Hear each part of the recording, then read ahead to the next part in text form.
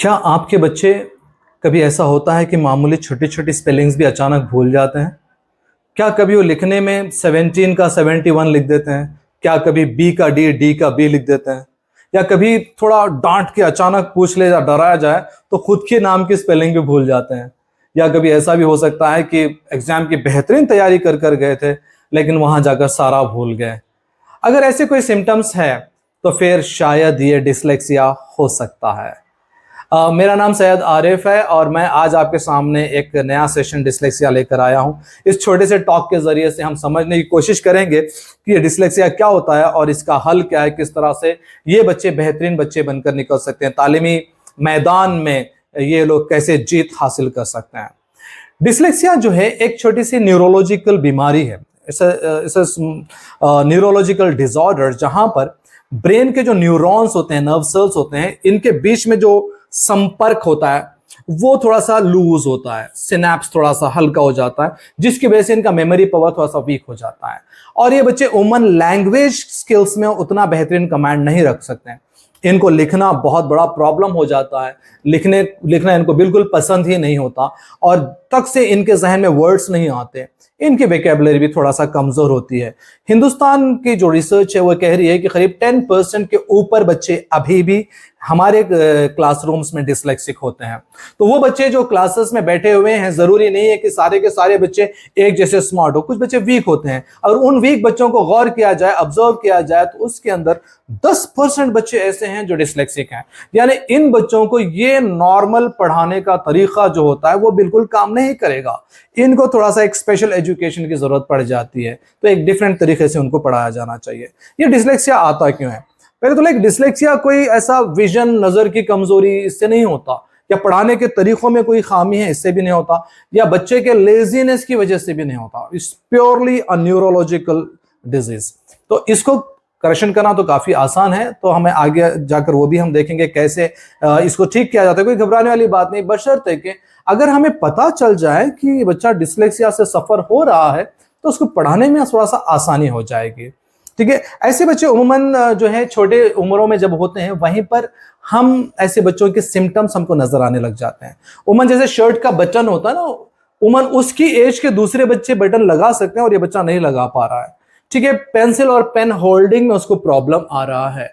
ठीक है, या फिर जब वो लिख रहा है तो लाइन बहुत ही ज्यादा टेढ़ी इधर उधर चले आ रही है, या फिर लेटर्स जम्बल्ड हो रहे हैं। ये सारी चीजें इसके अंदर नजर आ जाती हैं। शूज के लेस बांधना या फिर पैंट के बकल्स लगाना, ये चीजें थोड़ा मुश्किल होती हैं। और बच्चे जनरली राइट लेग का शू लेफ्ट लेग में पहनना, ऐसे भी वहां पे चीजें होती रहती है। ये अर्ली सिम्टम्स हैं। फिर इनकी लैंग्वेज जो है ना, वोकैबुलरी, ये भी, इससे भी आप पहचान सकते हैं। वो जल्दी नाम याद नहीं रख सकते हैं और कुछ ऐसे वर्ड्स जो बहुत कॉमनली इस्तेमाल होते हैं वो ऐसे वर्ड्स भी भूल जाते हैं। सो बेसिकली डिसलेक्सिया एक language based, skill based symptom है। ये किसी भी शख्स को हो सकती है। 3 अहम कॉजेस तो ये हो सकते हैं कि पहला, genetic disorders, might be family में किसी को है और उसकी वजह से इसको भी यही प्रॉब्लम हो रही है। मे बी शायद वो उतने स्मार्ट नहीं है, इधर मदर और फादर, उनसे भी ये आ सकता है। मे बी एनवायरमेंटल इश्यूज भी हो सकते हैं, जिस माहौल में वो रह रहा है, पढ़ रहा है, उस माहौल की वजह से भी हो सकते हैं। But basically it's connected with the brain. तो इस सिम्टम्स को जो है हम बड़ी आसानी से तालीमी मैदान में हटाया जा सकता है। बच्चे उमूमन जो होते हैं ये क्योंकि थोड़ा पढ़ाई में कमजोर होते हैं और माँ बाप जो है इन बच्चों को दूसरे बच्चों से कंपेयर करते रहते हैं कि देख, तेरी एज का वो फलाना बच्चा है, वो ये सब कर सकता है, तो नहीं कर सकता। नहीं, वो तुझे ये भी नहीं पता, तेरे छोटे भाई को तेरे से बेहतर आता है। इस किस्म के कंपैरिजंस जो होते हैं ना, बच्चे के लिए जहर बन जाते हैं और इसी की वजह से इसके अंदर एक इंफीरियरिटी कॉम्प्लेक्स पैदा हो जाता है, एहसास कमतरी। और बच्चा इसी एहसास कमतरी को लेकर बढ़ते रहता है एंड ऑलवेज वो अपने आप को अलोन रखना चाहता है, क्योंकि वो किसी के साथ जब मिंगल होता है तो वो अपने आप को, अपने बेइज्जती को बर्दाश्त नहीं कर सकता। वो हर जगह बेइज्जत होते रहता है, अरे इसको ये भी नहीं आता, वो भी नहीं आता। तो धीरे धीरे वो एजुकेशन से तो हटता ही है, स्पोर्ट्स वगैरह से भी हट जाता है और फैमिली सोशल लाइफ से भी वो हट जाता है। फिर उसे क्या पसंद हो जाएगा, उसको लगेगा कि TV is my best friend. ठीक है, ये बच्चे उम्मन कार्टून्स, एनिमेटेड वीडियोस, ऐसे चीजों में मुलविस हो जाते हैं। देन उसको लगता है कि cellphone is my best friend, वो उसके साथ चिपक जाता है। धीरे धीरे धीरे क्या हो जाता है, इसका जहन तालीम से हटने लगता है।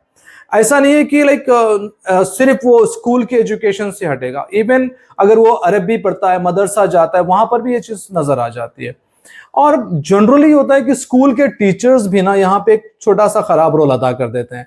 टीचर्स क्या करते हैं, ऐसे बच्चों को एक ठप्पा लगा देते हैं कि brand, he is not a good student, खत्म, वो खराब बच्चा है, वो ऐसा है, वो वैसा है। और होते होते क्या होता है, उसको स्कूल से भी निकाल दिया जाता है, फिर स्कूल शिफ्ट किया जाता है। फिर पेरेंट्स की धमकियां अलग उसको आने लगती हैं कि अगर तू नहीं पढ़ेगा तो मदरसे में डाल देंगे, अगर नहीं पढ़ेगा तो कारखाने में डाल देंगे। तो ही स्टार्ट समवेयर बिलीविंग कि मुझसे नहीं होगा, वो इस कैफियत पे आ जाता है। और जब ये कैफियत पे बच्चा आ जाता है तो because of this inferiority complex वो हर जगह अपनी हार पहले से ही मानने लग जाता है। तो this is a very dangerous situations. तो हमको चाहिए कि वो अर्ली सिम्टम्स उसके पहले पहचाने, ठीक है, कि क्या हो रहा है। क्या हमारा बच्चा लेटर 7 जब लिखता है तो ऐसे नहीं लिखता बल्कि उल्टा लिखता है, बी लिखता है तो डी लिख देता है, ठीक है। 21 जब लिखना होता है तो वो 2 इधर 1 उधर करके 12 लिख देता है, ठीक है। ऐसे चीजें देखना है। कैपिटल लेटर्स और स्मॉल लेटर्स को बहुत ज्यादा मिक्सअप करता है, और लेटर्स को ना एक लेटर यहां एक ऊपर एक नीचे ऐसे लिखता है। तो ये चीजें आप उसे पहचान सकते हो। Then at the same time उसकी वोकैबुलरी से भी आप पहचान ले सकते हैं। रीडिंग फ्लुएंसी और कॉम्प्रिहेंशन में इनको वक्त लगता है, यानी आप कोई चीज बता भी रहे हो ना तो बहुत धीरे से रुक रुक कर इनको बताना पड़ता है, तो समझ नहीं आता, क्योंकि अल्फाज जो होते हैं ना वो उसके जहन में एक तस्वीर बनते हैं, तो अल्फाज से तस्वीर की डिकोडिंग इसमें टाइम लगता है उसको कन्वर्ट करना होता है, उसको रिकलेक्ट करना होता है हर चीज को। इसलिए जब वो बात भी करता है तो बहुत स्लो, रुक रुक कर, सोच सोच कर ऐसे वो बात करता है, ठीक है। और हमें बहुत सब्र से रहना पड़ता है। इवन एक साइकोलॉजिस्ट वगैरह से भी आप किसी से भी बच्चे को मिला देंगे तो वो भी उसके सिम्टम्स बता देगा। There are many institutes around who are diagnosing this. इसके टेस्ट होते हैं, इसकी डायग्नोसिस होती है। कोई ब्लड टेस्ट, यूरिन टेस्ट नहीं होता, बल्कि बच्चे की जहनियात का टेस्ट होता है। 1 दिन 2 दिन का फुल डे टेस्ट होता है, और उसके बाद बच्चे की कमजोरी किन किन शोबों में है वो जांचते हैं, और फिर वो कुछ रिकमेंडेशंस देते हैं स्कूल वालों को, पेरेंट्स को, और हमें उन रिकमेंडेशंस को फॉलो करना पड़ता है। तो ये टेस्ट करवाने के लिए बहुत सारे सेंटर्स अवेलेबल हैं। आप साइकोलॉजिस्ट से किसी भी मिल सकते हैं। अगर आप जस्ट डायल पे भी टाइप करोगे, जस्ट डायल पे साइकोलॉजिस्ट फॉर काउंसलिंग, आपको मिल जाएगा। एक सेशन 450-500 रुपीज वॉट एवर, और उसके बाद फिर वो लोग एक इनका टेस्टिंग सेशन भी कंडक्ट कर देते हैं। चैलेंजेस तो बहुत ज्यादा रहेंगे। एक, एकेडमिक्स पीछे जाता रहेगा। क्यों? क्योंकि इनकी जिस्मानी उम्र और जहनी उम्र मैच नहीं होती है, ठीक है। अगर बच्चे की उम्र 6 साल की है तो उसकी जहनी उम्र 4 साल की होती है। तो जो बच्चा 4 साल की उम्र में पढ़ रहा होता है एलकेजी वगैरह, तो ये 6 साल का बच्चा जो सेकेंड क्लास में बैठा हुआ है उसको उस लेवल पर लेकर आकर पढ़ाना होता है। तो teachers has to step down. यहां आकर प्रॉब्लम होती है स्कूल में। बच्चा बैठा हुआ सेकेंड क्लास में है और उसे पढ़ाना जो है एलकेजी का है, 2 साल पीछे आकर पढ़ाना है, या यूकेजी का पढ़ाना है। पेरेंट्स नहीं मानते, टीचर्स के ऊपर प्रेशर गिर जाता है। तो जनरली क्या होता है कि he will become an odd man out. 30 बच्चे हैं भाई, मैं तो 30 को पढ़ाऊंगी, ये फलाना डिसलेक्सिक बच्चा है, ये बिल्कुल नहीं सुन रहा है, तो मैं उसके हाल पे छोड़ देती हूँ। तो लिहाजा उसको पुश करते हुए ऊपर लाते रहते हैं, जो उसके लिए बिल्कुल सही नहीं है। यानी कोई बंदे की जो है कैपेसिटी एक लोटा पकड़कर ले जाने की नहीं है, अ pot, small pot of water, वो ले जा नहीं पा रहा है, उसे बोझ लग रहा है, और आप सडनली उसके ऊपर एक पानी का बड़ा सा ड्रम रख दे रहे हो, तो कहां से चलेगा, ठीक है ना। पहले उसको नीचे लाओ, उसको इसका वजन संभालने का सिखाओ, फिर एक उसके हाथ में एक बड़ा पॉट दो, घड़ा दो, फिर आप ले आकर ड्रम देना। तो ये कहीं ना कहीं हम गलती कर रहे हैं। So this inclusive kind of teaching थोड़ा सा टफ है। इन बच्चों के लिए एक सेपरेट एकेडमिक प्लान बनता है, ठीक है, जिसको हम कहते हैं IEP, इंडिविजुअलाइज्ड एजुकेशनल प्लान। वो किस मुकाम पर है वहां जाकर पहले उसका टेस्ट लिया जाता है। तो उसे मान लीजिए एडिशन एंड सब्सट्रैक्शन आता है लेकिन मल्टीप्लिकेशन नहीं आता, तो उसके प्लान में मल्टीप्लिकेशन लिखा जाता है कि यह सिखाना है। या उसे मल्टीप्लिकेशन आता है लेकिन डेसिमल्स में मल्टीप्लिकेशन नहीं आता, तो तो फिर वो उसको प्लान में वो डालना पड़ता है। उसको जहां से नहीं आता वहां से लेके जाना। अगर पुश करते करते करते ऊपर लेकर जाओगे ना, मैं आपको बता रहा हूं 8th 9th 10th में बच्चे आ ई भूल जाते हैं। This retro kind of case, जहां पर पीछे से मेमोरी वाइप ऑफ होती हुई आती रहती है। आप सामने जमा करते हुए जा रहे हो, ये फ्रेश है, बच्चा याद रख रहा है कुछ देर तक, लेकिन पीछे से पूरा मिटते हुए आ जाता है। सो इसीलिए इन बच्चों को इनफरादी तवज्जो 101 की जरूरत होती है, ठीक है। और साथ ही साथ इनका अलग से एजुकेशन प्लान बनाना चाहिए, उसके ऊपर इनके ऊपर वर्क किया जाता है। और इनको इंस्ट्रक्शंस जो होते हैं वो स्लो धीरे धीरे कर भी दिए जाते हैं। सो ये बच्चे अगर अगर आप ऐसा नहीं करोगे तो होगा ये कि they will come into a kind of frustration, तो जिसका असर डेली लाइफ के ऊपर बहुत ज्यादा हो जाता है। तो उनके एकेडमिक स्टैंडर्ड्स पर असर हो रहा है, बच्चा फ्रस्ट्रेट हो जा रहा है और पोटेंशियली अपने आप को दूसरों से अलग कर ले रहा है। Then coping with dyslexia will become really difficult for the child. तो अब हमें क्या करना चाहिए, ठीक है, क्योंकि ये बच्चे जो है ना, गुड न्यूज़ भी है इसके साथ साथ, ये बच्चे जो है ना, like they are really smart, they are really smart, technically they are great, great, है ना। उनको हैंड ऑन चीजें चाहिए। अगर आप उसको किसी चीज का तस्वुर कराओ कि बेटे ताजमहल ऐसा होता है, व्हाइट कलर में होता है, मार्बल का बना हुआ है, उसके 4 पिलर्स होते हैं, पीछे नदी होती है, सामने गार्डन होता है, ऐसे नहीं। उसके सामने ताजमहल का मॉडल रखो या ताजमहल की वीडियो दिखाओ या फोटो रखो, राइट। जब उसको छुएगा, देखेगा, फील करेगा, इधर ये है, इधर ये है, ये टाइप की लर्निंग में बच्चों को चाहिए। इनको सामान के जरिए से पढ़ाओ, स्क्वायर ऐसे होता है, 4 साइड इक्वल, रेक्टेंगल ऐसे होता है, opposite sides are equal, triangle ऐसे होता है। नो नो, उसके हाथ में एक स्क्वायर दो, उसके हाथ में एक रेक्टेंगल चीज दो, ठीक है, दोनों के साइड्स देखो, then they can do it really great. और एक बार वो जब समझ जाते हैं ना कोई भी चीज, वो आसानी से भूलते नहीं। अगर आप किसी ऐसे बच्चे को जानते हैं तो आप देखिए, they are very smart in cellphone operations, remote operation, कोई चीज खराब होगी तोड़ेंगे, जोड़ेंगे, बनाएंगे, you know, they do all this things very well. Technically they are brilliant student. Mathematics इनका फेवरेट होता है, they love mathematics, and technically they are good computers, ये वो बहुत सुपर वो लोग करते हैं, ठीक है। ये बस उनकी प्रॉब्लम है ना, साउंड से लेकर उसको सिंबल में रिकॉग्नाइज करना, इसकी वजह से थोड़ा इश्यूज होते हैं। और दूसरे ने, अगर हम इनको कॉन्स्टेंटली एनकरेज करें, ठीक है, कंसिस्टेंटली एकदम, yes you can do it बेटे, छोटे छोटे टास्क दे, पहले बेबी स्टेप्स, फिर लॉन्ग जंप्स, ठीक है। तो धीरे धीरे इनका टास्क स्टार्ट करें तो they can really do great in their life, right. अब और एक चीज जो है ना, इनको सपोर्टिव स्टडीज बहुत ज्यादा जरूरी होती हैं, like they may need a computer और they may need a tab for doing some studies. हर वो चीज जो पढ़ाई जाती है इनको दिखाई जानी चाहिए। When they see the things they understand it very well. और इनको एक्सपोजर्स बहुत जरूरी होते हैं। इनको आप सपोज कोई फैक्ट्री लेकर चले जाओ ना, एक आम बच्चा किताब से उतना अच्छा नहीं पढ़ता, ये लोग फैक्ट्री में देख कर पढ़ेंगे और उसके बारे में डिस्क्राइब करेंगे। They are good story tailors.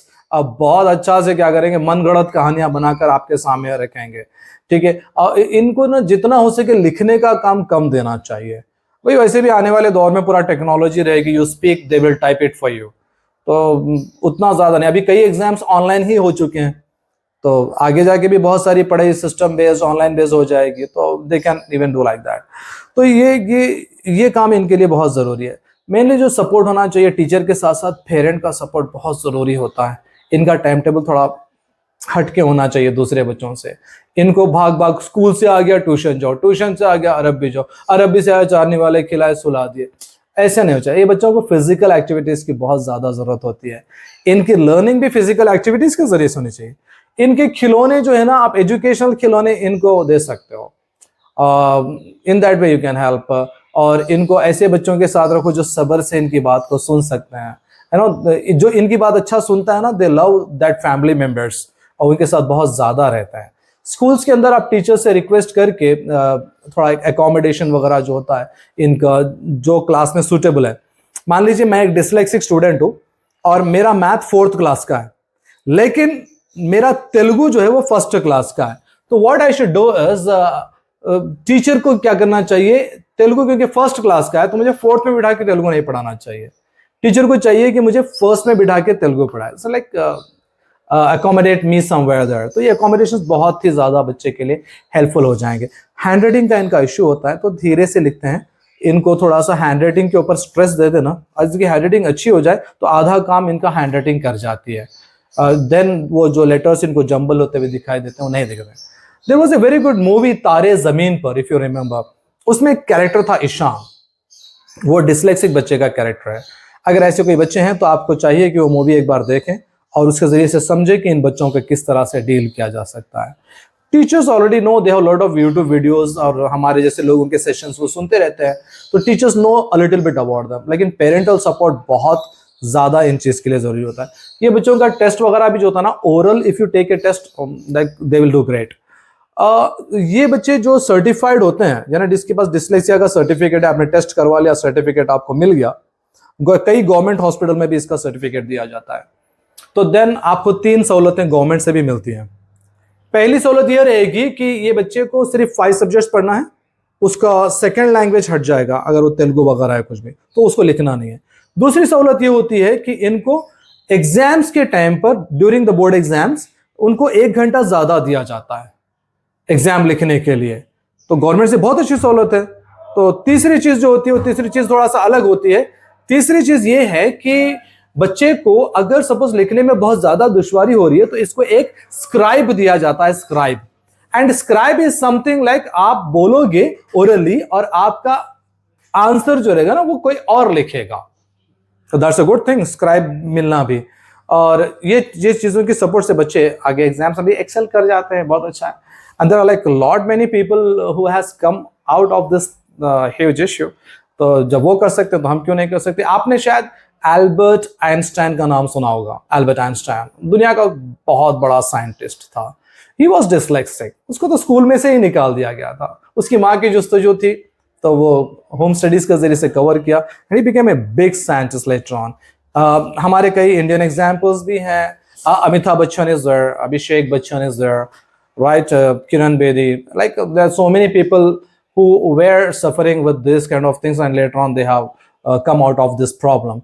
But एक सही टाइम पे आपका सही इंटरवेंशन और एक टीचर से जाके बात करके ये कोलैबोरेशन जो होता है, बच्चा, पेरेंट, टीचर, ये 3 चीज़ों का जो ट्रायंगल बनता है, अगर ये सही टाइम पर बन जाए और हम सब ये समझ जाएं कि दिस इज़ द इशू और बच्चे की समझ से हम काम करने लग जाएं, तो ये जो बच्चे होते हैं ये दुनिया में आगे जाके बहुत बेहतरीन नाम कमा सकते हैं।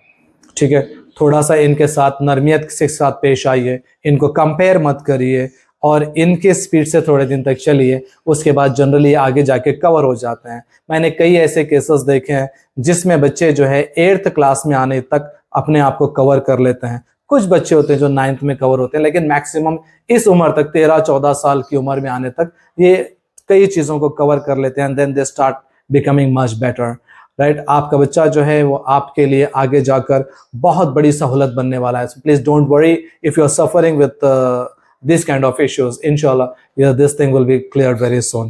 Thank you very much for watching my video, and I hope you liked it, and hopefully we'll join again with some other new topic. Thank you.